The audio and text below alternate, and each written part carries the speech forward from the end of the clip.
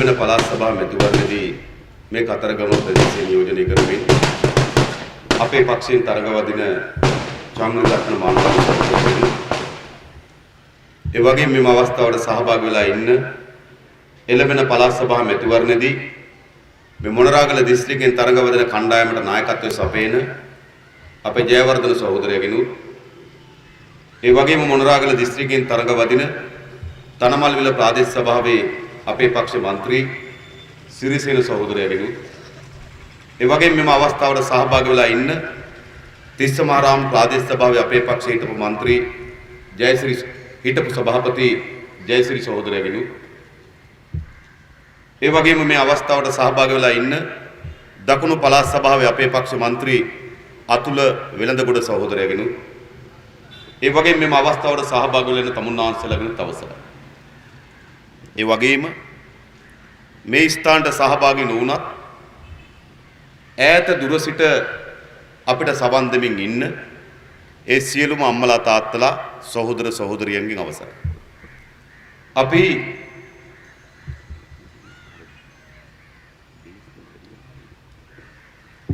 අපි තමුන්නාන්සලා හම්බ වෙන්න ආවේ දැන් ඡන්දේ තියෙන්නේ 20 වෙනිදා.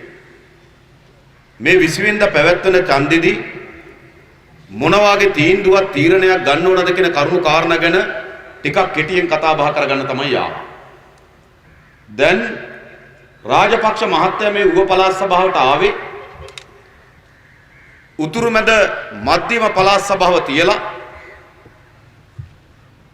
ඊට පස්සේ වයඹ පළාත් සභාව තියලා ඊට පස්සේ දකුණ හා බස්නාහිර පළාත් සභාව තියලා අන්තිම වශයෙන් ඌව පළාත් සභාව තියන්න ආවා Tamanට වාසිදායකම බිම මේක කියලා.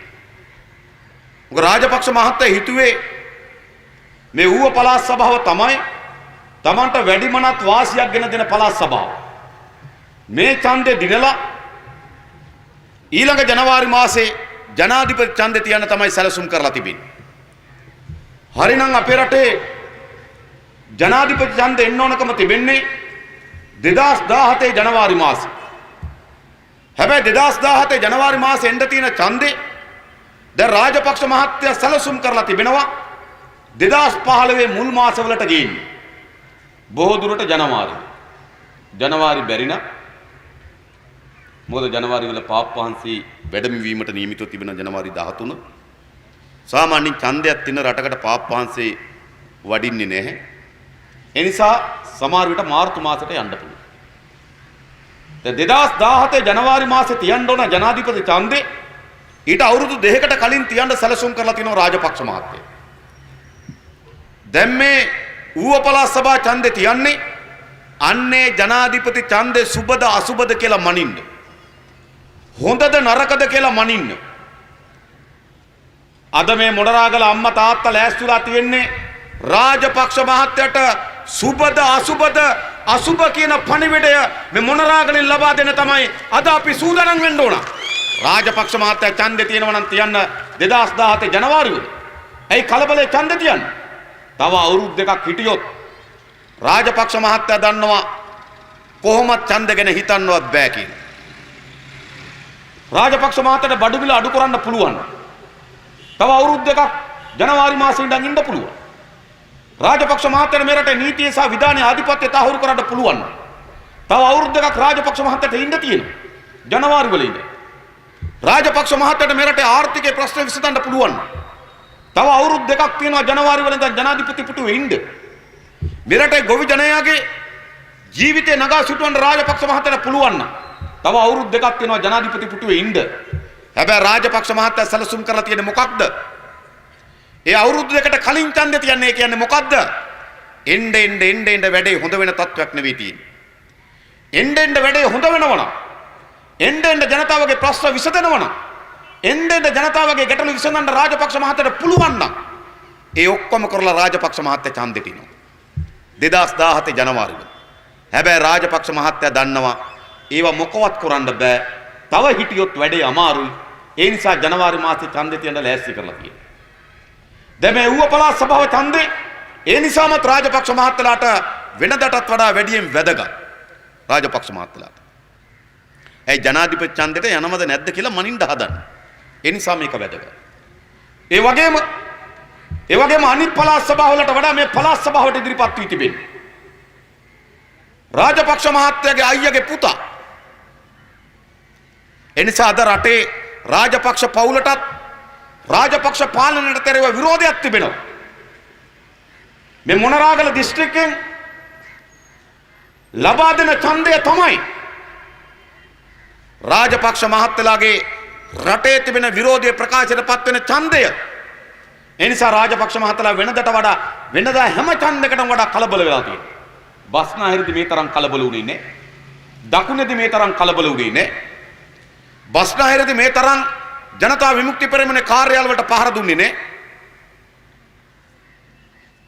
දකුණේදී මේ තරම් ජනතා විමුක්ති පෙරමුණේ අපේක්ෂකයන්ගේ ගෙවල් වලට වෙඩි තිබ්බේ නැහැ.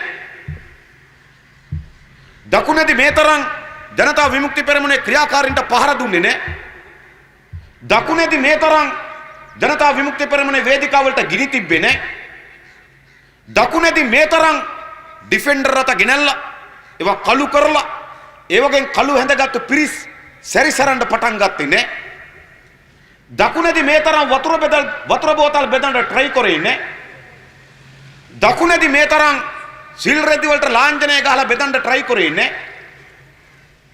දකුණේදී මේ තරම් සාරි බෙදන්න සරම් බෙදන්න try කරේ නැහැ. හැබැයි රාජපක්ෂ මහත්තයලා සියල්ල අද ඌවැදි කරන්න සිද්ධ වෙලා තිබෙනවා. ඌවැදිත් විශේෂයෙන්ම මේ මොනරාගල කරන්න සිද්ධ වෙලා තියෙනවා. ඒකෙන් පෙන්වන්නේ මොකද්ද?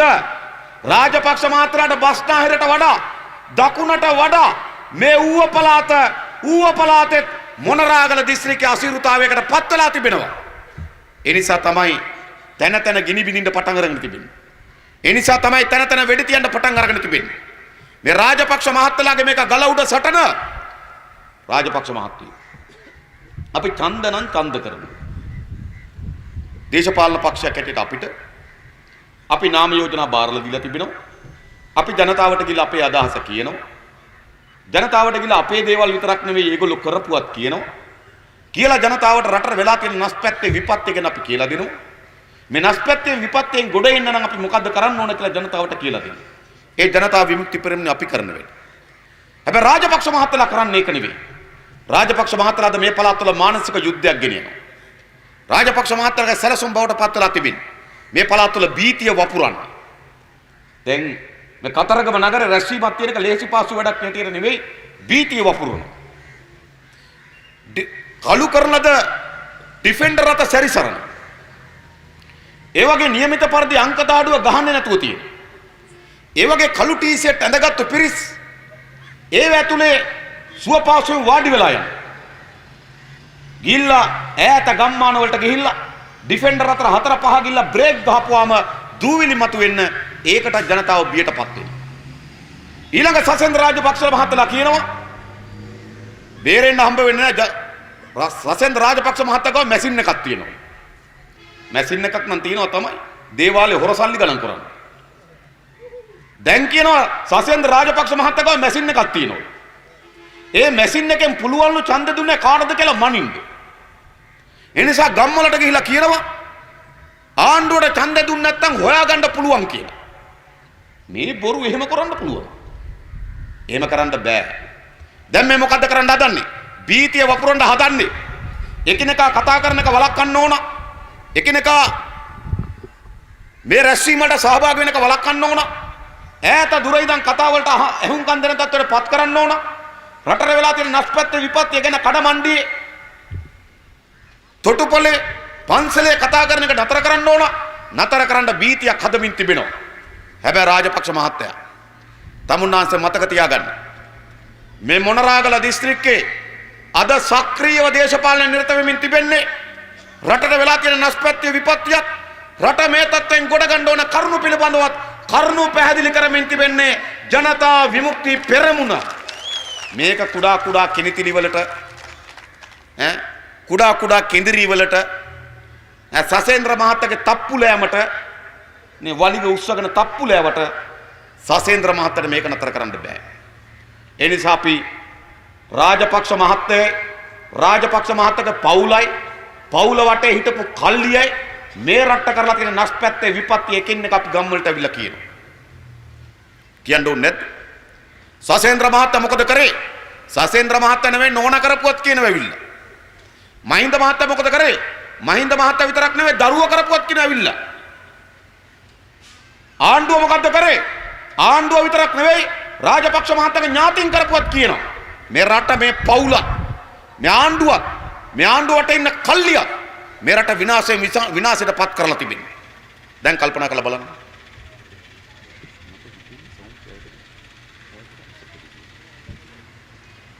දැන් කල්පනා කරලා බලන්න. අපේ රටේ ධනය හැදෙන්නේ කොහොමද? ධනය හැදෙන්නේ කොහොමද? දැන් සසේන්ද්‍ර මහත්තයා ජීප් එකේ එහෙට මෙහෙට ගියාට ධනය හැදෙන්නේ නැහැ. දැන් සමහර අය කියනවා මේ සසේන්ද්‍ර hina වෙලා ඉන්නේ ෆොටෝ එකේ විතරයි. ඒකත් ඇත්ත අප්පා. නේද? ෆොටෝ ඒත් කැමරාව ඉස්සරහා මට ආරංචි ඉදිරියේ කැමරාවේ මහත්තයා 3-4 සැරයක් කියලා ගහන්න හදන්නේ ඡන්ද පෝස්ට්වේ hina වෙන්න කියලාලු පෝස්ට් එකක් ගහගත්තා. මේ උහා. හරිද? ඒගොල්ලෝ ජීප් එකේ එහෙට මෙහෙට ගියාට ධනය හැදෙන්නේ නැහැ. රටක ධනය නිෂ්පාදනය වෙන්නේ කොහොමද? රටක ධනය නිෂ්පාදනය වෙන්නේ. රටක ධනය උත්පාදනය වෙන්නේ. රටක ධනය ඇති වෙන්නේ කොහොමද? මිනිස්සු වැඩ කරපුවාම. තේවත්තේ දලු කඩපුවාම අන්න රටේ ධනය නිෂ්පාදනය වෙනවා. රබර් වත්තේ කිරි කපපුවාම රටේ ධනය නිෂ්පාදනය වෙනවා. ගල් වලේ ගල් කඩපුවාම රටේ ධනය නිෂ්පාදනය වෙනවා. පාරේ තාර දාපුවාම රටේ ධනය නිෂ්පාදනය වෙනවා. කුඹුරක් කොටලා වී ටික වගා කරපුවාම රටේ ධනය නිෂ්පාදනය වෙනවා. හේනක් කොටලා බණීරි කුටික හිටවපුවාම රටේ ධනය නිෂ්පාදනය වෙනවා. හේනක් කොටලා එළවලු ටික කුරක්කන් ටික ඉඳපුවාම රටේ ධනය නිෂ්පාදනය වෙනවා. කඩයක් කරපුවාම රටේ සේවා ධනය නිෂ්පාදනය වෙනවා. ත්‍රිවිල් කට්ටියන් හයර් කරපුවාම රටේ ධනය නිෂ්පාදනය කරන කෙනාට හවුල් වෙනවා. පොලිසියක වැඩ කරපුවාම රටේ ධනය නිෂ්පාදනය කරන කෙනාට ආරක්ෂාව දෙනවා. හමුදාව වැඩ කරපුවාම රටේ ධනය නිෂ්පාදනය කිරීම වෙනුවෙන් ජාතික ආරක්ෂාව තහවුරු කරනවා. බැංකුවේ රස්සාවක් කරපුවාම රටේ ධනය නිෂ්පාදනය කරන්න අවශ්‍ය වෙන මූල්‍ය ප්‍රමාණය සම්පාදනය කරනවා. ඉස්කෝලේ ගුරුපත් වීම කරපුවාම රටේ ධනය නිෂ්පාදනය කරන්න අවශ්‍ය වෙන සම සම්පත හදනවා. එහෙනම් රටේ ධනය නිෂ්පාදනය වෙන්නේ කොහොමද? පාසලේ ගුරුපත් වීමක් කරපුවාම රටේ ධනය නිෂ්පාදනය වන සම සම්පත හදනවා. ධනය නිෂ්පාදනය කරන්න පාසලේ ගුරුවරයෙක් ඉන්න ඕන. රටේ නීති හා සාමය ආරක්ෂා කරපුවාම රටේ ධනය නිෂ්පාදනය වෙන්නේ ඒක ධෛර්යයක් සපේන.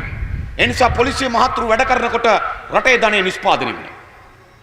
දේවත්තේ දලු කඩපුවාම රටේ ධනය නිෂ්පාදනය වෙනවා. රටක ධනය නිෂ්පාදනය වෙන වැඩ කරපුවාම මතක තබා ගන්න. රටේ ධනය නිෂ්පාදනය වෙන්නේ වැඩ කරපුවාම මෙතන ඉන්නවද වැඩ නොකරන කිසිවෙක් ඉන්නවද වැඩ නොකරන? නෑ මෙතන කවුරුවත් වැඩ නොකරන අය නේ. කවුද වැඩ කරන්නේ? තේවත්තේ දලු කඩන අපේ ගම්වලයි. රබර් වත්තේ කිරි කපන්න අපේ ගම්වලයි. ගල් වලේ ගල් කඩන අපේ ගම්වලයි. පාරේ තාර දාන්න අපේ ගම්වලයි.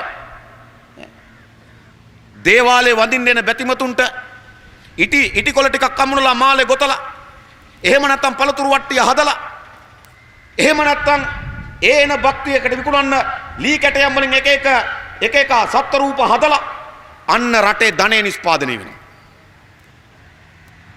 පොලිසිය ඒ තමයි වැඩ කරන්නේ. පොලිසියට බැඳලා රස්සාව කරන්න කවුද? අපේ ගම්වල අම්මලා තාත්තලාගේ දරුවෝ. හමුදාවට බැඳලා රස්සාව කරන්න කවුද? අපේ ගම්වල අම්මලා තාත්තලාගේ දරුවෝ. ත්‍රිවිල කට්ටියගෙන හයර් කරන්න කවුද? අපේ ගම්වල අම්මලා තාත්තලාගේ දරුවෝ. කඩයක් කරලා කකුල් දෙක ඉදී වෙනකන් කැසියර් එක ගාව හිටගෙන වැඩ කරන්න කවුද? අපේ ගම්වල අම්මලා තාත්තලාගේ දරුවෝ. ඉස්කෝලේට බැඳලා රස්සාව කරන්න කවුද? අපේ ගම්වල අම්මලා තාත්තලාගේ දරුවෝ. බැංකුවට බැඳලා රස්සාව කරන්න කවුද? අපේ ගම්වල අම්මලා තාත්තලාගේ දරුවෝ. එහෙනම් වැඩ කරන්න කවුද? අපි. එහෙනම් ධනය නිෂ්පාදනය කරන්න කවුද? අපි. රටක ධනය නිෂ්පාදනය වෙන වැඩ කරපුවාම නිසා මෙතන ඉන්න අපි තමයි වැඩ කරලා රටේ ධනය නිෂ්පාදනය කරන්නේ. අපිට කොච්චර දම්මයි? අපිට සොච්චමක් දෙනවා. අපේ පොලිසිය මහත්තයා රස්සාවට බැඳුනහම නොදීම ඉන්නේ නැහැ. යාන්තම් පඩියක් හම්බ වෙනවා. ඊළඟ මාසෙත් පොලිසිය වැඩට ගෙන්න ගන්න. නොදීම ඉන්නේ නැහැ. පොඩි පඩියක් ගෙවනවා. පඩිය නොදී හිටියොත් අපේ දරුවෝ පොලිසියට බැඳින්නේ. එතකොට සොයිසගේ දරුවන්ට පොලිසියට බැඳින්න වෙනවා. අපි කුඹුරක් කටපුවාම අපට යාන්තම් සොච්චමක් හම්බ වෙනවා. නොදීම ඉන්නේ නැහැ. නොදී හිටියොත් මොකද වෙන්නේ? චමල් රාජපක්ෂගේ දරුවන්ට කුඹුරු කොටන්න වෙනවා. අපි කඩයක් අරගෙන හිටපුවාම හවස වෙනකොට යාන්තම් සොච්චල් ලාභයක් අතට හම්බ වෙනවා. නොදීම ඉන්නේ නැහැ. නොදී හිටියොත් අපේ කඩ කරන්නේ නැහැ. එතකොට ඒගොල්ලන්ගේ දරුවන්ට කඩ අරින්න වෙනවා. අපි ගල්වලේ ගල් කඩුවොත් අපිට සොච්චමක් හම්බ වෙනවා. නොදීම ඉන්නේ නැහැ. නොදී හිටියොත් ඒගොල්ලන්ගේ යට ඇවිල්ලා ගල් කඩන්න වෙනවා. අපි පාරේ තාර දැම්මොත් නොදීම ඉන්නේ නැහැ. යාන්තම් සොච්චමක් හම්බ වෙනවා. ඊළඟ දවසේ පාරේ තාර දාන්න ගෙන්න ගන්න. නොදී හිටියොත් අපි පාරේ තාර දාන්න යන්නේ නැහැ. එතකොට ඒගොල්ලන්ට වෙනවා පුෂ්පයට වෙනවා ඇවිල්ලා පාරේ තාර දාන්න. අප්පට සිල් කොහොමද? පුෂ්පය තාර දානවා බලන්න. ඒගොල්ලෝ අපිට ගෙවන කොයි ගානටද? අපිට යාන්තම් වැඩේ ගන්න ගානට ගෙවනවා. හැබැයි අපි වැඩ කරලා එකතු කරන ධනයට මොකද වෙලා තියෙන්නේ? ඒගොල්ලෝ කෝටි ප්‍රකෝටි ගණන් පොඩි බඳ ගන්නවා. මේකයි මේ ක්‍රමය. අපි වැඩ කරනවා. වැඩ කරලා රටේ ජාතික ධනය උත්පාදනය කරනවා. අපි වැඩ කරනවා. වැඩ කරලා රටේ ජාතික ධනය ඇති කරනවා. අපි වැඩ කරනවා. වැඩ කරලා රටේ ජාතික ධනය නිෂ්පාදනය කරනවා. ඒගොල්ලෝ උඩ ඉඳගෙන ඒක පොඩි බඳ ගන්නවා. මේකනේ මේ ක්‍රමය. අපි වැඩ කරලා ජාතික ධනය එකතු කරනවා. ඒගොල්ලෝ උඩ ඉඳගෙන පොඩි බඳ ගන්නවා.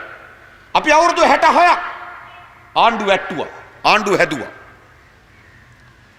47 ආණ්ඩුව 56 ගෙදර ඇරියා. 56 ආණ්ඩුව 65 ගෙදර ඇරියා. 65 ආණ්ඩුව 70 ගෙදර ඇරියා. 70 ආණ්ඩුව 77 ගෙදර ඇරියා. 77 ආණ්ඩුව 94 ගෙදර ඇරියා. 94 ආණ්ඩුව 2001 ගෙදර ඇරියා. 2001 ආණ්ඩුව 2004 ගෙදර ඇරියා. දැන් කල්පනා කරනවා 2004 ආණ්ඩුව කවද්ද ගෙදර අරින්නේ කියලා. අපි ආණ්ඩු මාරු කරා. ආණ්ඩු හැදුවා. ආණ්ඩු වැට්ටුවා. ආය ආණ්ඩු හැදුවා. රටේ ජනතාව ආණ්ඩු මාරු කරලා තියෙනවා. නායකයෝ අපි ඩී.එස්. සේනානායක මහත්තයා ගෙනාවා. සේනානායක මහත්තයාගේ පුතා ගෙනාවා. සේනානායක මහත්තයාගේ ඥාතියා කොතලාවල මහත්තයා ගෙනාවා. ඒ කියන්නේ අපි බෝතලේ වලව්වෙන් කට්ටිය ගෙනල්ලා බැලුවා. ඊළඟ බණ්ඩාරනායක මහත්තයා ගෙනාවා. ඊළඟ බණ්ඩාරනායක මහත්තයාගේ නෝනා ගෙනාවා. ඊළඟ ඒ දෙන්නගේ දුව ගෙනාවා. ගෙනල්ලා බැලුවා. ඊළඟ ජේ.ආර්. ජයවර්ධන මහත්තයා ගෙනාවා. ජේ.ආර්. ජයවර්ධන මහත්තයාගේ බෑනා ගෙනාවා. රනිල් වික්‍රමසිංහ මහත්තයා. ගෙනල්ලා බැලුවා. අපි රාජපක්ෂ මහත්තයා ගෙනාවා. අපිට කිව්වා ගිරවාපත්තුවේ ඉපදුණු කුරහන්සාටක පැලඳගත්තු වෙල්නියරේ ඇවිදින වක්කඩෙන් අත හොදපු නායකයෙක් කියලා අපිට කිව්වා. ගෙනල්ලා බැලුවා රටේ ජනතාව මහින්ද රාජපක්ෂ මහත්තයා. ඒ නිසා අපි පහුගිය අවුරුදු 66 අපි ආණ්ඩු මාරු කරා. අපි නායකයෝ මාරු කරා. ඒ විතරක්ද? අපි බණ්ඩක්ක හිටෙව්වා නම් පතෝල හිටවලා බැලුවා. අපි පතෝල හිටෙව්වා නම් කරවිල හිටවලා බැලුවා. අපි කරවිල හිටෙව්වා නම් බඩිරුග හිටවලා බැලුවා. අපි දේවාලේ මල් මාල ගැටුවා නම් පළතුරු වට්ටය හදලා බැලුවා. අපි පළතුරු වට්ටය හැදුවා නම් අපි වතුර බෝතල් විකුණලා බැලුවා. අපි වතුර බෝතල් විකුණලා මන්දිරා අපි පොඩි ආප්ප කඩයක් දාලා බැලුවා. මොනවද නොකරේ? අපි සත්තු දෙන්නෙක් එක්ක කිරි දෙන සත්තු දෙන්නෙක් ගෙනලා ඇති කරලා බැලුවා. දියර කිරි වෙස විකුණලා බැලුවා. ඒවා මුදවලා විකුණලා බැලුවා. ඉතින් ඔක්කොම අත්තරලා මේසන් වැඩ කරලා බැලුවා. කොළඹ ගිහලා බදාම ඇනලා බැලුවා. මොනවද නොකරේ? අපි රස්සත් මාරු කරා. අපි ආණ්ඩු මාරු කරා. අපි පාලකයෝ මාරු කරා. අපි කරන රැකියාවත් මාරු කරලා තිබෙනවා. හැබැයි අවුරුදු 66ක් අපි මේ ඔක්කොම කරත් අපිට වෙච්ච සිත සාන්තිය සුගතියක් නැහැ. ඇයි? අපි එකක් මාරු කරලා නැහැ.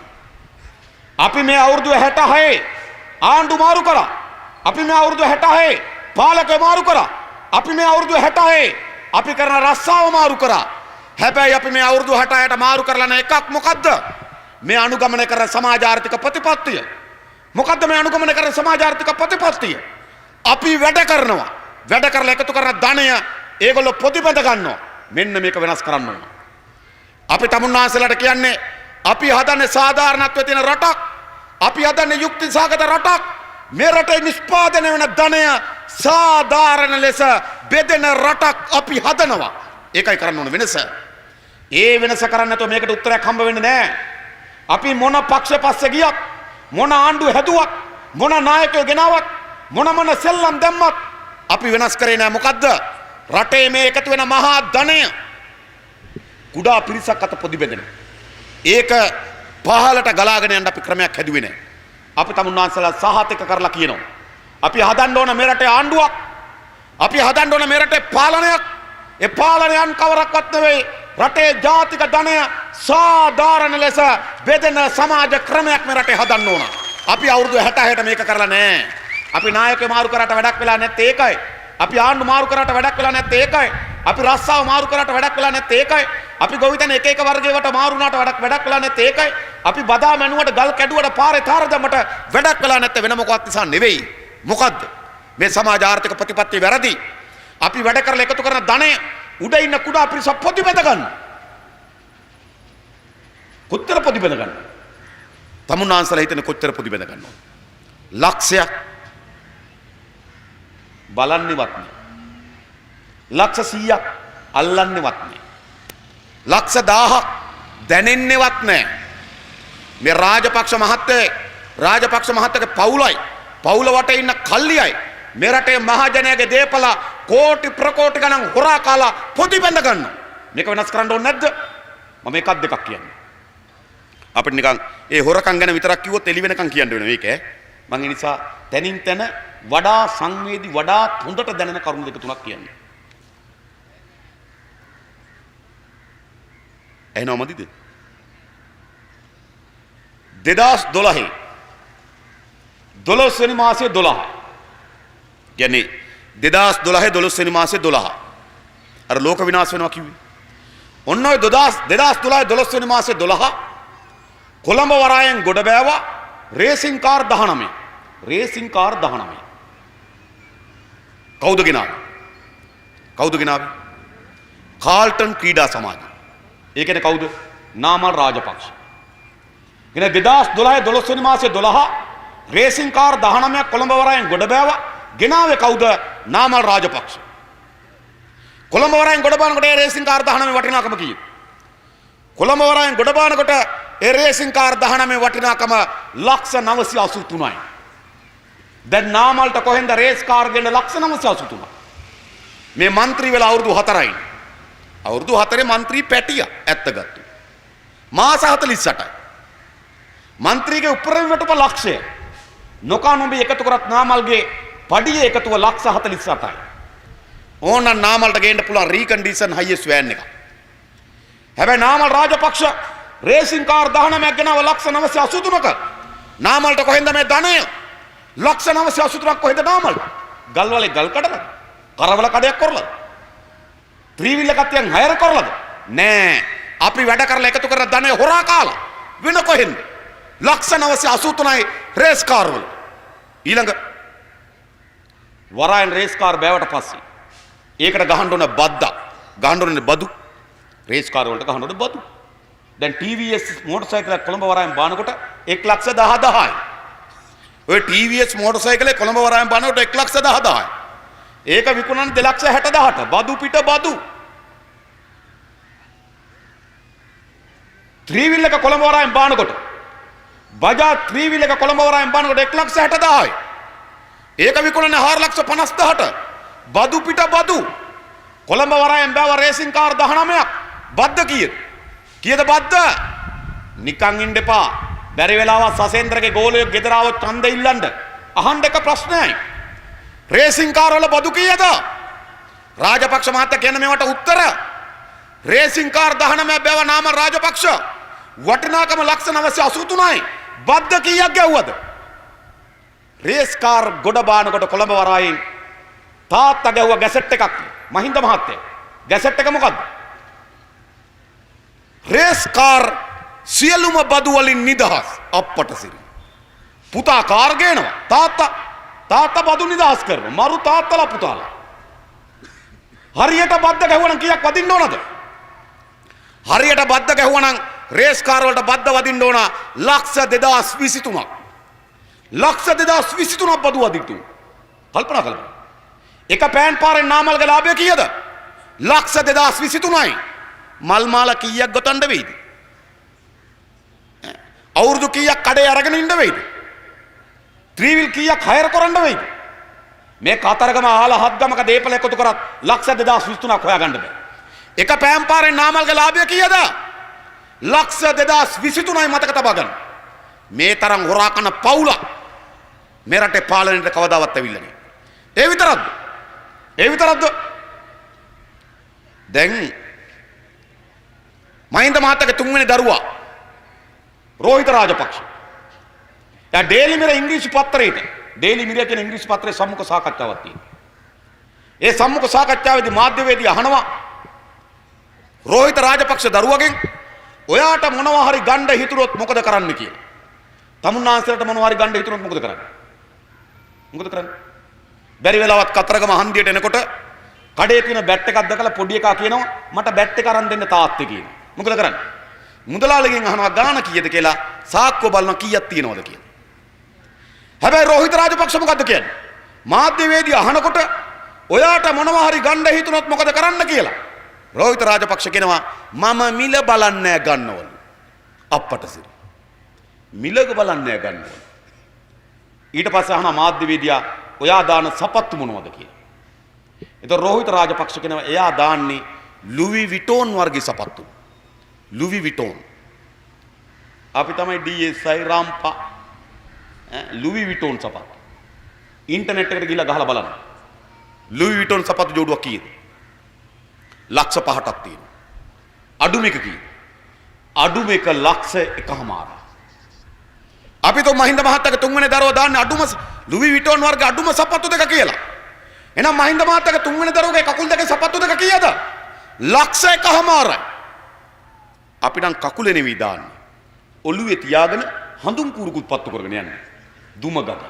ලක්ෂ 1.5 සපත්තු. හංගුරන්කට පාසල් දරුවිය. හංගුරන්කට පාසල් දරුවිය බෙල්ල වල දාගෙන මැරුණා. රුපියල් 500ක් නැතුව සපත්තු දෙකක් ගන්න ඉස්කෝලේ යන්න. රටේ දරුවෝ පාසල් දරුවෝ බෙල්ල වල දාගෙන මැරෙනවා සපත්තු දෙකක් ගන්න සල්ලි නැතුව. රටේ නායකයාගේ දරුවෝ ලක්ෂ 1.5 සපත්තු දානවා. කොහෙන්ද මේ ධනය? මේ ළඟදී බන්දක බැසිල් රාජපක්ෂ මහත්තයා ලංකාදීප පත්‍රයට කියලා තියෙනවා. එයා කොළඹ නතර වෙලාලු කොළඹ ආනන්ද විද්‍යාලය ඉගෙන ගන්න කාලේ හොස්ටල් එකේ නතර වෙලාලු ඉස්කෝලේ ගියේ හොස්ටල් ෆීස් එක ගෙවා ගන්න බැරිවලු හිටියේ 125. ඉතින් රාජපක්ෂ මහත්තයා ඕගොල්ලන්ගේ පවුලේ ඉඳලා තියෙන එහෙම නැහැ. බැසිල් රාජපක්ෂ මහත්තයා ඉගෙන ගන්න කාලේ හොස්ටල් එකේ රුපියල් 125 ගෙවා ගන්න බැරුණ ඉඳලා තියෙන්නේ. අපි වගේමයි. සමහර විට අපිටත් වඩා අන්තයි. අම්මපා. හොස්ටල් එකේ ෆීස් එක ගෙවා ගන්න බැරි හිටි මහත්තුරු නෙමෙයි ඒගොල්ලෝ. රුපියල් 125 ගෙවා ගන්න බැරි. දැන් මොකද වෙලා තියෙන්නේ? දැන් ලක්ෂ 1.5 සපත්තු දන පුතණ්ඩිය. බාප්පට රුපියල් 125 තිබිලා නේ. දැන් ලක්ෂ 1.5 සපත්තු දානවා. කොහෙන්ද මේ ධනය? මේ රටේ මහජනයාගේ දේපල කෝටි ප්‍රකෝටි ගණන් හොරා කරන මේ පවුල. ඒ විතරක්. දැන් අපි මෙහෙම කතා කරනකොට ගොඩක් අය කියනවා සහෝදරයතුන් ඕක මේ කතරගම නගරේ විතරක් කියලා හරියන්නේ නැහනේ. ඕක ගම් වලට ගිහිල්ලා කියන්නකෝ. අදත් අපිනේ ඇහුවේ. බැරිද ඕගොල්ලන්ට ටීවී නාලිකාවක් දාන්න කියලා අහනවා. ටීවී නාලිකාවක් දාන්න පුළුවන් දප්පා එහෙම. අපේ රටේ ওই සිරස කියන නාලිකාව දැම්මේ කවුද? ලොකු මුදලාලි කෙනෙක්, මහරජා මුදලාලි. ඩයලොග් කම්පැනි අයිති තිබුණා, ඇන්කර් කම්පැනි අයිති තිබුණා. දැන් ස්ලෝන් කම්පැනි අයිති ලොකු මුදලාලි කෙනෙක් තමයි ස්වර්ණවාහිනිය දෙන්නේ. මේ සිරස දැම්මේ. දැන් මේ ස්වර්ණවාහිනී නාලිකාව දැම්මේ කවුද? EAP මුදලාලි. අවුරුදු 75ක් රත්තරන් කඩ කරපු EAP චිත්‍රපට ශාලා තියෙන, චිත්‍රපටය අදපු ඉන්ෂුරන්ස් සමාගම් තියෙන, පොල් වතු තියෙන, රබර් වතු තියෙන ලොකු මුදලාලි කෙනෙක් තමයි ස්වර්ණවාහිනිය දෙන්නේ. ඇයි? ටීවී නාලිකාවක් දාන්න ලක්ෂ 5000ක්වත් යනවා. අපිට දාන එක ලේසි වෙන්නේ නැහැ. තමුන්නාන්සලා කොච්චර හිතුවත් අපිට එහෙම ටීවී නාලිකාවක් දාන්න බෑ. ලක්ෂ 5000ක්වත් යනවා. හැබැයි මහරජා මුදලාලි තමයි සිරස දැම්මේ. එදිරිසිංහ මුදලාලිලා තමයි ස්වර්ණවාහිනිය දැම්මේ. CSN දැම්මේ මොන මුදලාලිද? අපිට කියන්න CSN මුදලාලි කවුද? CSN කියන රූපවාහිනිය දැම්මේ යෝසිත රාජපක්ෂ. යෝසිත රාජපක්ෂ දරුවට කොහෙන්ද ලක්ෂ 5000ක් ටීවී නාලිකාවක් දාන්න? ලක්ෂ 5000. ටීවී නාලිකාවක් දාන්න කොහෙන්ද? රේඩියෝ නාලිකා තුනක් තියෙනවා. සිං FM, red FM, Tamil FM. Radio නාලිකාවක් දාන්න ඕනම ලක්ෂ 2000ක්වත් ඕන. රේඩියෝ නාලිකා තුනේ වටනාකම ලක්ෂ 6000යි. ටීවී නාලිකාවේ වටනාකම ලක්ෂ 5000යි. යෝසිත රාජපක්ෂගේ ටීවී සහ රේඩියෝ නාලිකාවල වටිනාකම විතරක් ලක්ෂ 11000යි. ඉලක්කමෙන් ලියන්න පුළුවන්ද? ලක්ෂ 11000. බින්දු පෙටලෙයි එහෙට මෙහෙට ඇති තරමට නැද්ද? ඉතින් ඉලක්ක අපේ ගම්වල අපිට ඉලක්කමෙන් ලියා ගන්න බැරි ධනයක් යෝසිතට කොහෙන්ද? මේ නාවික හමුදාවේ සෙකන්ඩ් ලෙෆ්ටිනන්ට් ඕනනම් උපරිම පඩිය 50000යි. බැඳිලා අවුරුදු 6යි. ඒ කියන්නේ මාස 72යි.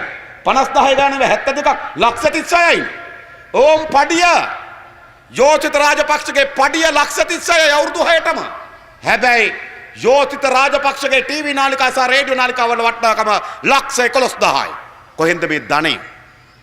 ගල්වලේ ගල් කඩලාද? පාරේ තාර දාලාද? ආප්ප පුච්චලා අම්මපා. මේ කතරගම නායට මල් මාලා ගොතලාද? නෑ. මේ රටේ මහජනයාගේ දීපල කෝටි ප්‍රකෝටි ගණන් හොරා කාලා. මතක තබන්න. මේ පවුල මේ රටේ මහජනයාගේ දීපල කෝටි ප්‍රකෝටි ගණන් හොරා කනවා. දැන් සසේන්ද්‍ර රාජපක්ෂ මහත්තයා නීති වෙනස් කර හොරා කනවා. කල්පනා කරලා බලන්න. දැන් තමුන්නාසලා දන්න මේ කතරගම දෙවියන් වැඩ ඉන්න පුදබිම මේක. අපේ රටේ চিරාත් කාලයක් තිබුණු සම්ප්‍රදායක් නෙවෙයි ඒක. විහාර දේවාලගම් පනත තිබුණු නීතිය. යම් දේවාලයක බස්නායක ඉන්නම කෙනෙක් බැරි වෙලාවක් පළාත් සභාවක හෝ පාර්ලිමේන්තුවක മന്ത്രി ධුරයක් බවට පත් වුණොත් එයා බස්නායක නිලමකෙන් අයින් වෙන්න ඕන. මේ විහාර දේවාලගම් පනත අනුව තමයි මේ දේවාල ඔක්කොම පාලනය වෙන්නේ. මොකද ඕන එකක් පාලනය වෙන්න නීතියක් තියෙනවා. නේද? කුෂ්කර්ම දෙපාර්තමේන්තුව පාලනය වෙන්නේ නේද? කුෂ්කර්මයට අදාළ පනත් වලින්. ගෝජන සේවා දෙපාර්තමේන්තුව පාලනය වෙන්නේ ගෝජන ඒ පනතේ. හරිද? ඒ හැම එකක්ම පාලනය වෙන්නේ පනත් වලින්. දැන් අපේ රටේ විහාර දේවාල පාලනය වෙන්නේ මොකෙන්ද? විහාර දේවාලගම් පනතේ. ඒ පනතට 1990 දී ප්‍රේමදාස මහත්තයා සංශෝධනයක් ගෙනාවා. ඒ සංශෝධනය තමයි කවර හෝ දේවාලයක බස්නායක නිලම කෙනෙක් පාර්ලිමේන්තුවේ පළාත් සභාවේ മന്ത്രി ධූරයක් ලැබෙව්වොත් බස්නායක නිලමකෙන් අයින් වෙන්න ඕන. ඒ කියන්නේ මොකද්ද? മന്ത്രി කෙනෙකුට බස්නායක නිලම වෙන්න බෑ. එතකොට කතරගම දේවාලේ බස්නායක නිලම ධර්මදාස බණ්ඩා. එයා മന്ത്രി. එයාට එකෙන් අයින් වෙන්න උනා. දෙවුන්දර දේවාලේ බස්නායක නිලම මහින්ද විජේසේකර. නීතිය අනුව එයාට බස්නායක නිලම ධූරය දරන්න බෑ. එයාට අයින් වෙන්න උනා. නීතිය. දැන් 2006 මාර්තු මාස 11 වෙනිදා මේ කතරගම දේවාලේ බස්නායක නිලම ධූරයට පත් වුණා සසේන්ද්‍ර රාජපක්ෂ. 2006 මාර්තු මාස 11 වෙනිදා මේ කතරගම දේවාලේ බස්නායක නිලම ධූරයට පත් වුණා සසේන්ද්‍ර රාජපක්ෂ. එයා 2009 පළාත් සභා മന്ത്രി ධූරයට පත් වුණා. 2009 සැප්තැම්බර් වල. දැන් නීතිය අනුව මොකද වෙන්න ඕන?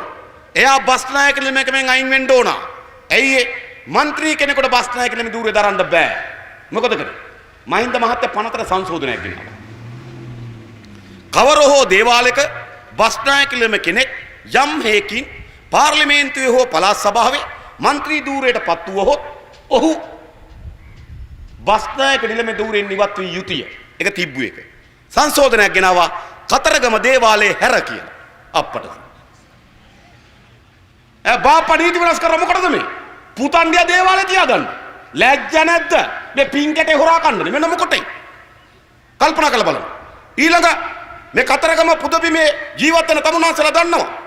අපේ රටේ අවුරුදු 5න් 5ට තියන්න ඕන බස්නායක නිලමේ තෝරන ඡන්දේ 2006 මාර්තු මාසයේ 11 වෙනිදා තමයි සසේන්ද්‍ර රාජපක්ෂ බස්නායක නිලම ධූරය බෙව්වේ. එහෙනම් 2011 මාර්තු මාසේ තියන්න ඕන ඡන්දේ තිබ්බද? ඡන්ද 2006 මාර්තු වල අවුරුදු 5න් 5ට තියන්න එපේ. තිබ්බද නැහැ. පනතේ වගන්තියක් තියෙනවා. බැරි වෙලාවත් ඡන්දයක් තියාගන්න බැරි තත්වයක් තියෙනවා. ගම් වතුර ඇවිල්ලා සුළුසුලන් ඇවිල්ලා සුනාමි ඇවිල්ලා මහා විපතක් ඇවිල්ලා තියෙනවා නම් ඡන්දයක් තියන්න බෑ. එතකොට බස්නායක නිලමේ ධූරය අවුසුණු දේවාල අඩපණ වෙනවා. ඒ නිසා පනතේ වගන්තියක් වෙනවා. මොකද්ද? එවැනි අවස්ථාවකදී ඡන්දයක් තියාගන්න බැරි අවස්ථාවක ආවොත් දැන් 2011 හැම ඡන්දයක් තියාගන්න බැරි තත්ත්වයක් මොනරාගල තිබ්බේ නැහැ. තිබ්බද? නෑ. මේ ප්‍රාදේශීය ලේකම්තුමාලාට කණ්ඩායමේ ඡන්ද විමසන්න තිබ්බා. හැබැයි අර පනතේ වගන්තියට මුවා වුණා. මුවා වෙලා මොකද්ද කරේ?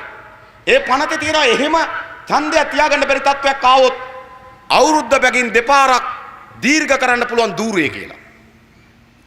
දැන් 2011 මාර්තු මාසේ 11 අර පනතට මුවා වෙලා ධූරය අවුරුද්දක් දීර්ඝ කරා. 2012 මාර්තු 11 දෙකයි පුළුවන්. දෙපාරයි පුළුවන්. අවුරුදු දෙකයි පුළුවන්. ආය අවුරුද්දක් දීර්ඝ කරා 2013 මාර්තු 11. දැන් පනත අනුව දෙකකට වඩා දීර්ඝ කරන්නත් බෑ. දැන් ඡන්ද තියන්න ඕන 2013 මාර්තු 11 තිබ්බද?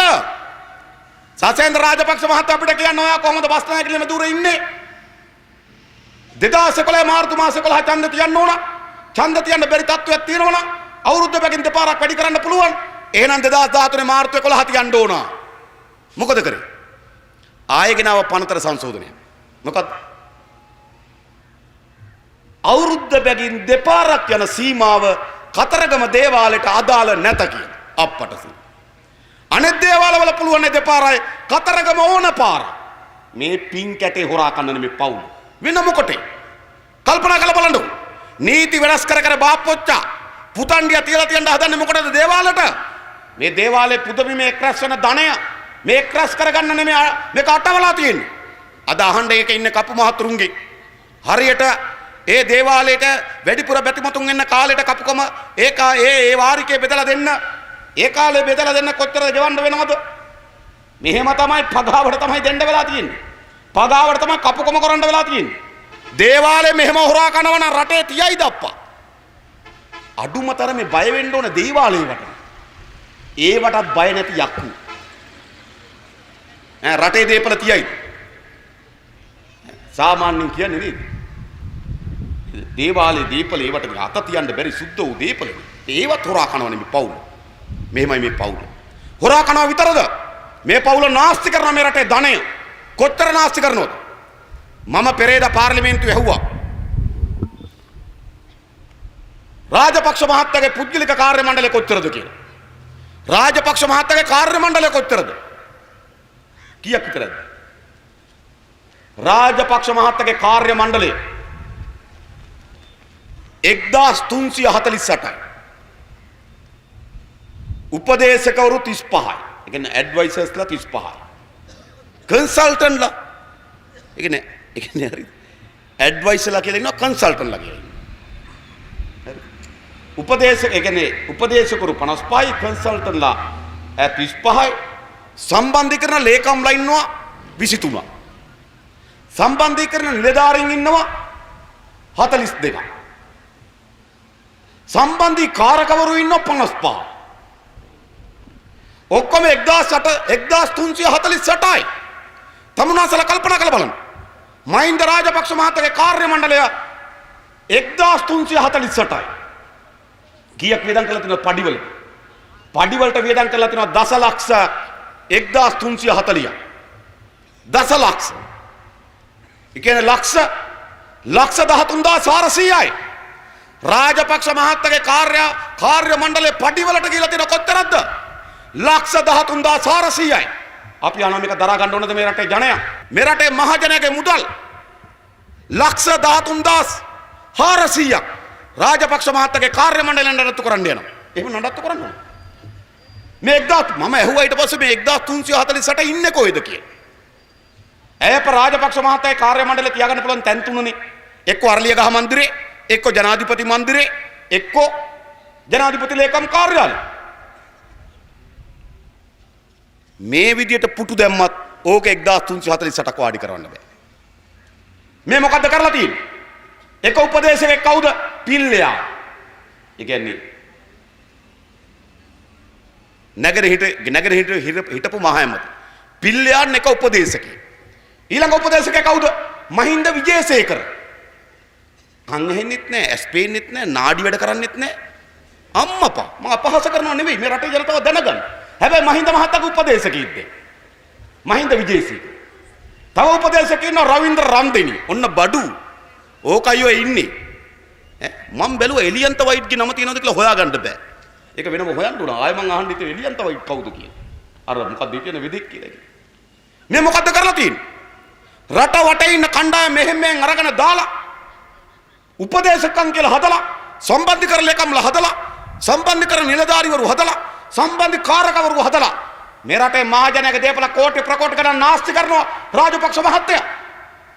ලක්ෂ 13400ක් රාජපක්ෂ මහත්තයාගේ මේ කාර්ය මණ්ඩලයට ගෙවන පඩිවලින් මේ මොනරාගල මේ කතරගම තනමල්විල වැල්ලවාය මේ වැල්ලවාය ආසනේ සියලු ජනයාට වතුර දෙන්න ව්‍යාපෘතියක් පටන් ගන්න වතුර දෙන්න පුළුවන් මතක තබා ගන්න. මේ එක රාජපක්ෂ මහතාගේ කාර්ය මණ්ඩලයේ පඩි වලින් අපි මැණික් ගඟ හැරෙව්වා. මිලියන 200. ලක්ෂ 2000යි. මැණික් ගඟ හරස් කරලා වේල්ල බැදලා එතන ජලාශය හදලා වතුර ටික ගන්න ගියේ ලක්ෂ 2000යි.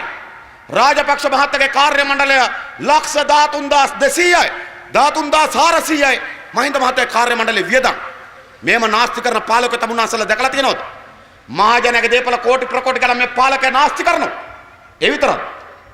රාජපක්ෂ මහත්තයාගේ මේ අවුරුද්දේ වියදම කීයද? අන්න අයවැය ලේඛනයෙන් වෙන් කරගත්ත රාජපක්ෂ මහත්තයාගේ වියදම කීයද? රුපියල් කෝටි 851යි. ඒක මදි කියලා. ඒක මදි කියලා තව පරිපූර්ණ ඇස්තමේන්තුවක් දාලා වෙන් කරගත්තා කෝටි 42යි.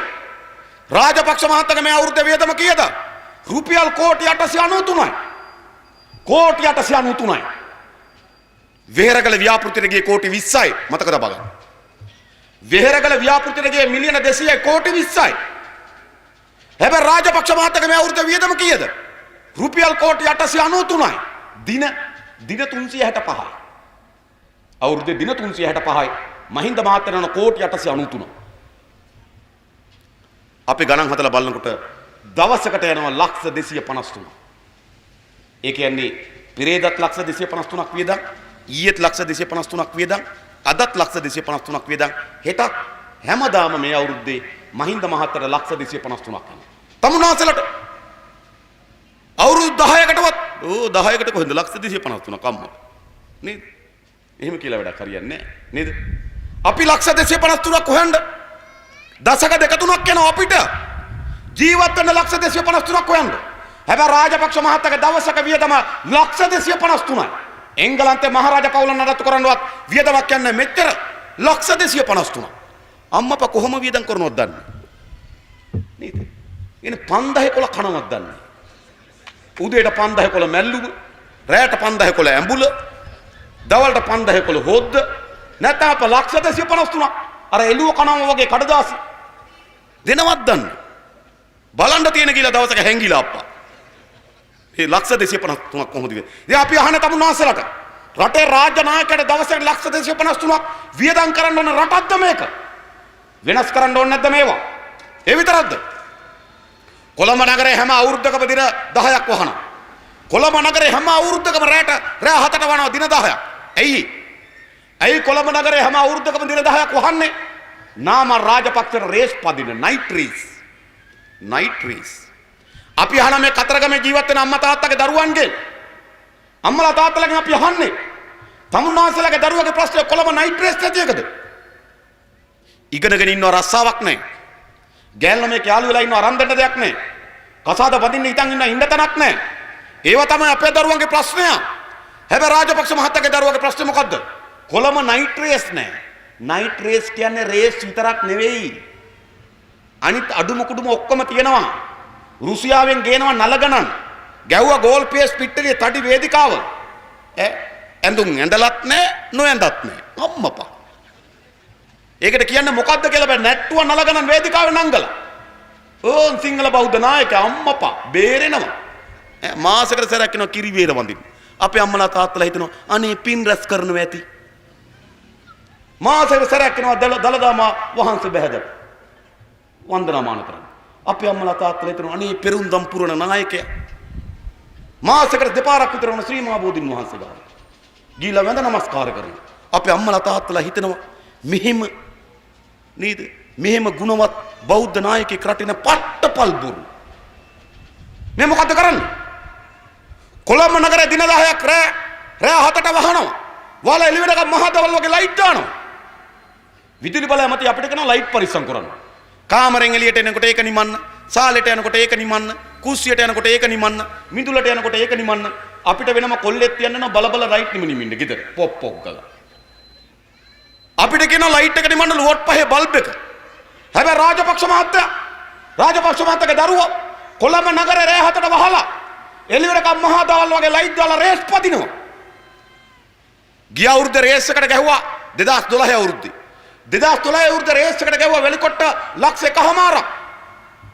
එක වෙලිකොට්ටකට ගියා රුපියල් 465. රේස් එක පදින්න වැලිකොට්ට විතරක් ගැහුවා ලක්ෂ 715ක.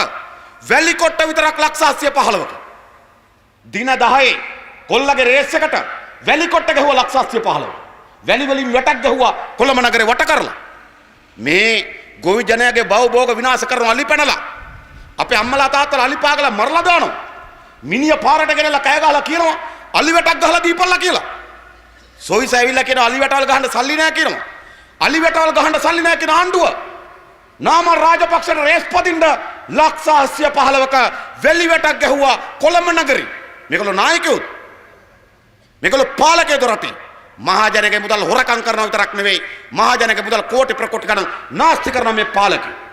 ඊට පස්සේ රේස් කරන් ගියා දලදා මාලිගාව ඉස්සරහට මහනුවර.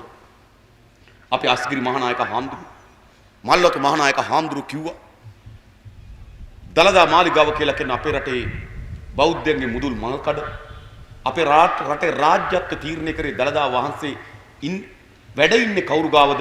ඔහු රාජ්‍යත්ව තීරණය කරා. අපේ ඓතිහාසික උරුමේ ලෝකේ ඓතිහාසික බිමක් හැටියට නම් කරලා තියෙන ප්‍රදේශය මොකද කරේ? නාමල් රාජපක්ෂලා රේස් පදින්න ගියා. රුසියාවෙන් බාගට ඇදගත්තු නලගණන් ගෙනල්ලා දලදා මාලිගාව ඉස්සරහා නටබණ්ඩ ලෑස්ති කරා. අස්ගිරි මහානායක හාමුදුරු මල්වතු මහානායක හාමුදුරු ඇතුළු අපේ රටේ මහානායක හාමුදුරුන් වහන්සේලා ලිඛිතව දැනුම් දුන්නා ඔය කොලොප්පම් වැඩේ මාලිගාව ඉස්සරහා කරන්න එපා කියලා. කෝ සිංහල බෞද්ධ නායකයෙක් මොකද කරේ?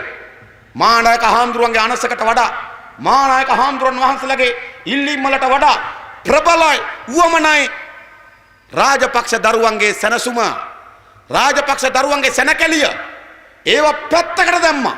මහනුවර නගරේ තිබ්බ නයිට් රේස් ඕනම් පැදපල්ලක ඇවිල්ලා හම්බන්තොට පැත්ත වෙල්ලියා එක බෑලා. මොකද මේ කොළඹ පදින්නේ අගනගර මහනුවර අගනගරේ පදින්නේ. මොකද මේ වෙලා තියෙන්නේ? මේ රට මේ තරම් මහජනක දේපල නාස්ති කරන පාලකේ ලංකාවේ නෑ මතක තබා ගන්න. ඒ විතරයි. දැන් එනවා පොඩි ඉස්කෝල විවෘත කරන්න එනව නේද? මේ තවත් පොඩි ඉස්කෝල වල ගොඩනැගිලි විවෘත කරන්න එනවා. අම්මපා කවද්ද ඉස්කෝලේ ගොඩනැගිලි විවෘත කරන්නේ? ජනාධිපතියාව. මේ කලාප අධ්‍යක්ෂකතුමා කරන වැඩේ. පින්සිපල් දෙමව්පිය ගුරුදෙවරු සමිතිය එකතු වෙලා කලාප අධ්‍යක්ෂකතුමා කැඳවලා වැඩිම වුණොත් පුස්පය ගෙනියයි. වැඩිම වුණොත්. හරිද? ඔත්තරනේ. එහෙමනේ ඉස්කෝල ගොඩනැගිලි විවෘත කරේ ලංකාවේ. හැබැයි දැන් මොකද වෙලා තියෙන්නේ? දැන් ගොඩනැගිලි විවෘත කරන්න යනවා ජනාධිපතිතුමා. මම බලාගෙන ඉන්නේ වැල්ලවායේ බස් නැවතුම්පොළ ගාව තියෙන අලුතෙන් හදපු වැසිකිලි පද්ධතිය. මම බලන් ඉන්නේ ඕකත් කොයි වෙලාවෙ ඇරියලා විවෘත කරලා එනවා. අම්මපා බලන් ඉන්නේ. විවෘත කරන විදිය බලන්නත් ඕන ඕක නා. අම්මපා. නැද්ද? දැන් මොකද මේ වෙලා තියෙන්නේ? ඉස්කෝලේ පොඩේ ගොඩනැගිල්ලක් හදන විවෘත කරන්න එනවා. විවෘත කරන්න එන්නේ කොහමද? හෙලිකොප්ටර් 3කින්. මොකටද හෙලිකොප්ටර් 3කින් එන්නේ? පාර යනකොට නම් බිමින් යනකොට නම් කාර් දෙකකින් යන එක පිළිගන්න පුළුවන්. එක කාර් එකක හුලං ගියොත් අනිත් කාර් එකට නගින්න. උඩින් යනකොට හෙලිකොප්ටර් 3කින් එන්නේ. එක හෙලිකොප්ටර් එක ප්‍රශ්නයක් આવොත් අනිත් එකට පනින්නද? පනින්න වෙන්නේ බිමට. වෙන කොහෙද? එන්නේ හෙලිකොප්ටර් 3කින්. මතක තබා ගන්න. ඒගොල්ලෝ උඩින් යනකොට මොකද කරන්නේ? ඒගොල්ලන්ගේ කාර් මතක තබා ගන්න. ඒගොල්ලන්ගේ කාර් සිරන්ති නෝනා බැසිල් මහත්තයා නාමල් දරුවා මහින්ද මහත්තයා ලංකාවේ කොහේ හරි යනවනම් යන්නේ කොහමද?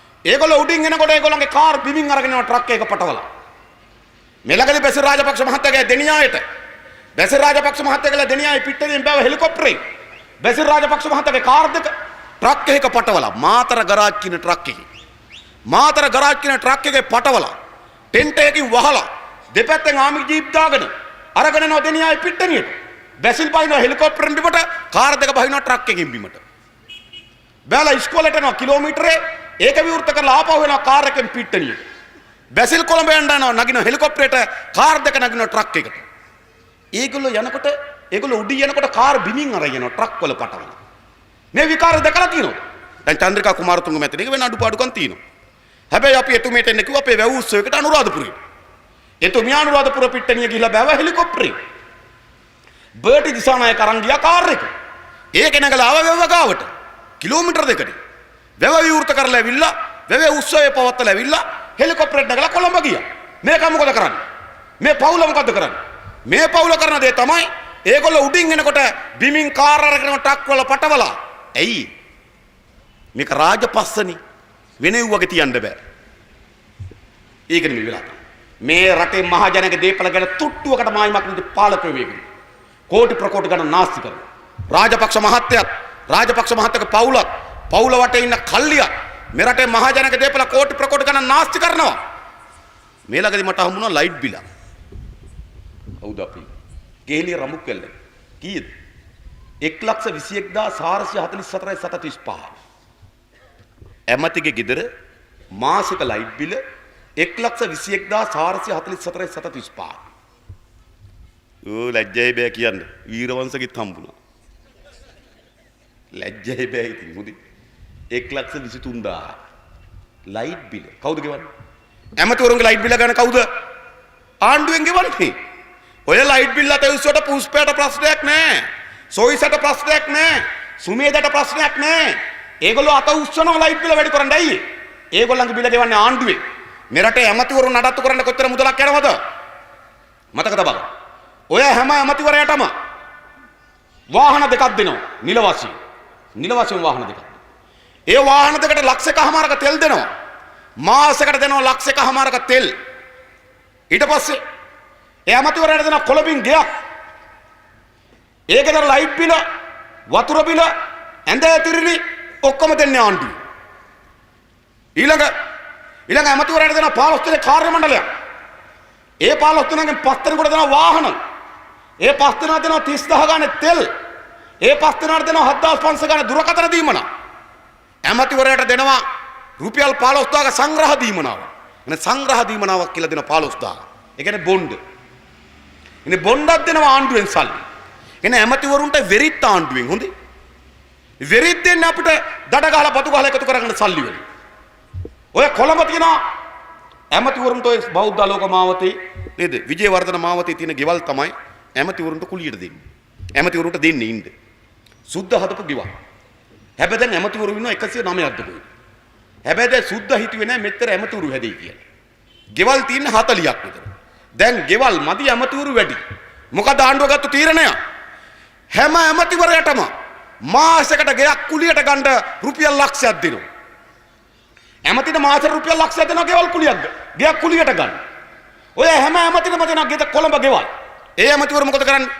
තමන්ගේ ගේ තමන්ට කුලියට දීලා ලක්ෂයක් කරක් තමන්ම ඉන්නවා. දැන් කැෂ් බෑවේ ලොකු ගේට කුලියට දීලා ඒගේ ලොකු ගේ ඉන්නවා. මරු ගේ කල්පනා කරලා තාත්තා හරියට නම තිබ්බප්පා අම්මපා නැද්ද? මොකද මේ වෙලා තියෙන්නේ? මේ ඇමතිවරු එක ඇමතිවරයෙක් නඩත්තු කරන්න යනවා කියන්නේ. මේ කතරගම ජනපදේ නඩත්තු කරන්න යන වියදම යනවා. අපි එහෙම නඩත්තු කරන්න ඕනද මේගොල්ලෝ? මේ කතරගම නගරේ නඩත්තු කරන්න යන වියදමට වඩා වැඩි වියදමක් කරනවා අපේ රටේ ඇමතිවරයෙක් නඩත්තු කරන්න. රටක ජනපදයක් නඩත්තු කරන්න යන වියදම යනවා ඇමතිවරයෙක් නඩත්තු කරන්න. ලයිට් බිල 1,21,444.735 කෙහෙලියද? දැන් මේ කතරගම පොසොන් එකට තොරන් ගහනවා නේද? කරනවනේ තොරන්. තොරන් කමිටුවෙන් අහලා බලන්න. බලුක් 20000ක් දාලා තොරණ ගහලා එළි වෙනකන් සති දෙකක් පත්තු කරත් තොරණේ ලයිට් බිල එන්නේ 65000යි 70000යි උපරිම. හැබැයි කෙහෙලිය රඹුක්වල ගෙදර ලයිට් බිල 1,21,444.735. අම්මපා ගිහිල්ලා බලන්න ඕන රැට තොරන් ගහනවද දන්නේ ගෙවල් වල. කල්පනා කරලා බලන්න. 1,21,000 ලයිට් පත්තු කරන්න. අනේ දේශප්‍රේමිය අපිට පෙන්නන්නේ නෑ. මුළු ගේම AC කරලා. එක තට්ටුවයි නගින්න තියෙන ඒගොල්ලෝ ගෙවල් වල. ඒක නගින්නත් ලිෆ්ට් එකක් හයි කරලා. වැසිකිළියත් AC කරලා තියෙනවා. ඒ කියන්නේ තටමන්නේ සීතලේ ගෙහි. මහජනගේ සල්ලි වලින් දේශප්‍රේමිය.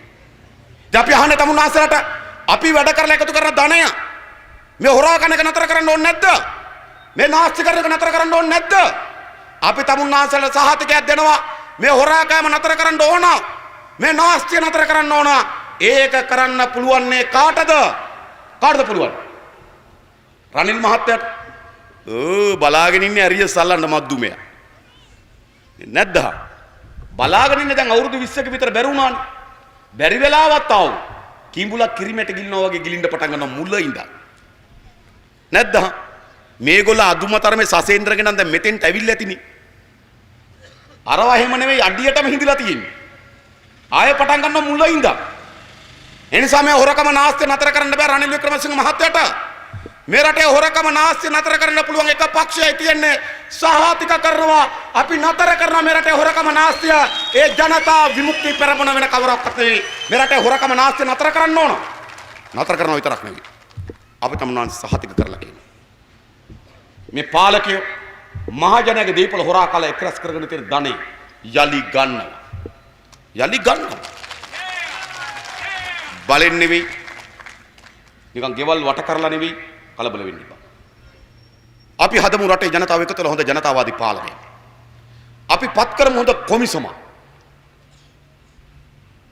ලංකාවේ ප්‍රමාණවත් නැත්නම් අපි විදේශීය කට්ටියක් ගෙනල්ලා දාමු කොමිසමට තමුන්නාන්සලා කියනවාද අර හෝටලේ නම් සසේන්ද්‍ර මහත්තයාගේ අන්න එදාට ගිහලා කියන කොමිසමට අර හෝටලේ නම් නේ අතන ඉඩම ගත්තේ කමල් මහත්තයා අන් ඒකත් ගිහලා කියන්නේ එදාට කොමිසම අර කන්දේ හෝටලේ බැසිල් රාජපක්ෂගේ අන්න ඒක එදාට ගිහලා කියන හෝටලේ කොමිසමට ස්වාධීන පරීක්ෂණයක් දාලා මේ දේපල පරීක්ෂා කරනවා රාජපක්ෂ මහත්තයා අපි තා පැහැදිලි ලෙස කියන්නේ තමුන්නාන්සට අයිති මැදමුලනේ වලව්ව ඒක පරම්පරාවෙන් ආපු එකනේ ඒකට අත තියන්න ඕනේ තමුන්නාන්සට අයිති මැදමුලන වලව්ව ඉස්සරහා තියෙන වී අමුණු දෙක ආයේ වී අමුණු දෙකක් තියාගන්න ඒක පරම්පරාවෙන් ආපු එකනේ ඒක අත තියන්න එපා ඒ වී අමුණු දෙකෙන් ගත්තම වී උර 10ක් 15ක් තියෙනවනම් ඒකත් තියාගන්න තමුන්නාන්සගේ ජනාධිපති පඩියට ෆ්‍රිජ් එකක් ගෙනාවනම් ටීවී එකක් ගෙනාවනම් ෆෑන් එකක් ගෙනාවනම් ඒකත් තියාගන්න තමුන්නාන්සගේ නෝනා මොන්ටිසෝරිය වැඩ කරලා කීයක් හරි හොයාගෙන මොකක් හරි අතට වලල්ලක් කරන් තියෙනවා නම් ඒකත් තියාගන්න. ඒව ගන්න සාධාරණ නෑනේ මොන්ටිසෝරි ටීචර් හැටියට නේද? ඒ ළමයිට උගන්වපුවාම කීයක් හරි දුන්නා. ඒකට රත්තරන් වලල්ලක් ගත්තා. ඒ වලල්ල තියාගන්න. හැබැයි ඊට අමතරව මහජනයාගේ දේපල හොරකම් කරලා එක්රැස් කරලා තියෙන සියලු ධනය යලි අත්පත් කරගන්න පාලනයක් මේ රටේ හදන්නේ ගන්න ඕනේ මේ දේපල. ගන්න ඕනේ නැත්නම් මේ දේපල මේ දේපල යලි අත්පත් කරගන්න ඕන එක ලෝකේ වෙලා තියෙනවා. අරුම පුදුම දෙයක් නෙවෙයි. ලෝකේ ජනතාවාදී පාලනයක් හැදිච්ච හැම රටකම ඒ පාලකයන්ගේ දේපල පරීක්ෂාවට භාජනය කරලා තිබෙනවා. පරීක්ෂාවට භාජනය කරලා ආයත පරිදි උපයා ගන්නලද සියලු දේපල යලි අත්පත් කරගෙන තිබෙනවා. මහින්ද මහත්තයා විතරක් නෙවෙයි. පුස්පේ ඔයාටත් ඇහෙන්න කියන්නේ නැද්ද? පුස්පයාගෙත් ඇතිනේ හරප්පටවල ගංජාවවල අම්මපා. මේ ළඟදී මරු කතාවක් කිව්වා පුස්පයා. ගංජා හොඳයිලු පිළිකාවලට. MBBS දොස්තර දැන් කොහෙන්ද දන්න උපාධිය ගන්න? ඈ දැන් හරි පරිශ්‍රණයක් හොයාගෙන ගංජා හොඳයි පිළිකාවලට දොස්තර පුෂ්ප කුමාර. මරු බඩු හරි. ඕම කවුද අපේ ඕමල්පේ සෝබිත හම්දුරු නේද? උන්වහන්සේ මම දැක්ක මේ ඊයේ පෙරේදා කිව්වා. මේ කතරගම තනමල් විල හම්බන්තොට ඒරියා එක කියලා කියන හොඳ හොර හරප්පටවල පොට් එකක් නේ. ප්‍රධානියා කවුද? පුස්පයලු හොරක් හරක් කුරෙක් හොඳේ අපේ රටේ පාලකයෝ දරුවන් මේකනේ වෙලා තියෙන්නේ ඉතින් ඒ දේපල ගන්න ඕනේ නැද්ද ගන්න ඕනේ නැද්ද gedara වෛර නැති වෙලා තියෙනවා නම් සහාතිකයි ඒ දේපල අත්පත් කරගෙන වෛරගේ දේපල වෛරගේ දීමනාව යලි ලබා දෙන්න සලස්මක් හදන්න ඕනේ මේ ඔක්කොම යලි අපි අත්පත් කරගෙන පාලනයක් හදන්න ඕනේ හොරකම නතර කරන්න ඕන නාස්තිය නතර කරන්න ඕන ඒ දේපල අත්පත් කරගන්න ඕන අපේ රටේ දරුවගේ ඉස්කෝලේට අපේ ප්‍රදේශයේ පාසලට අපේ ප්‍රදේශ ස්පිරිතාලට අපිට වතුර ටික ගොවිතැනට නිසිබිල ලබා දෙන්න ඕනෑවටත් වඩා වැඩි මේ ධනය මතක තබා ගන්න. සමහර අය යනවා JVP කාණ්ඩුවක් ගත්තම සල්ලි කොහෙන්ද? ඔය තියෙන්නේ සල්ලිනේ අප්පා. වෙන කොහෙන්ද සල්ලි ඕන? මේ අපි එකතු කරලා අපිට බතු ගාලා දඩ ගාලා එකතු කරගන්න ධනය ඒගොල්ලෝ පොඩි බඳගෙනද? පිට රටින් ලැබෙන ණය වලින් වැඩි පංගුවක් ඒගොල්ලෝ පොඩි බඳගෙනද?